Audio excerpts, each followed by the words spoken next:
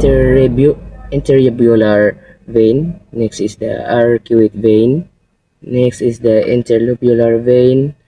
Next is the renal vein, and finally the inferior vena cava. The nephrons. The nephrons is the structural and functional units of the kidneys. They are responsible of forming urine, and the main structure of the nephrons are the glomerulus and the renal tubule. Glomerulus. The glomerulus is the special capillary bed that is attached to the arterioles on both sides to maintain high pressure. And speaking of arterioles, we got two kinds of arteriole: the large afferent arteriole and the narrow efferent arteriole.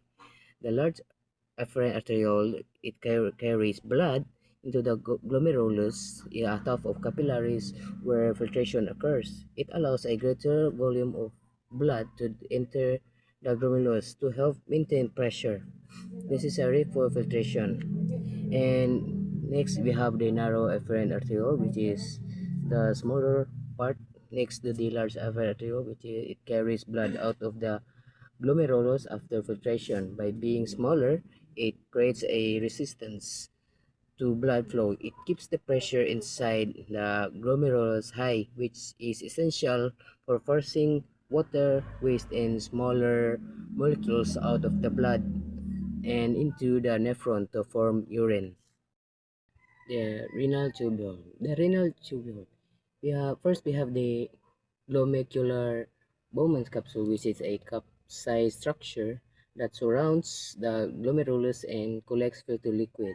Next, we have the proximal convoluted tubule, which is the first coiled section where most water and useful substances of reabsorb are reabsorbed back into the blood. Next is the loop of Hell, which is a Henle inlay, which is a U-shaped tube that dips down into the medulla, which is crucial for balancing water and salt levels.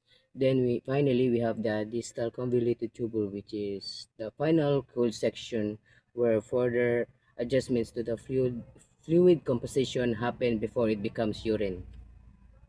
Two types of nephrons. The first one is the cortical nephrons.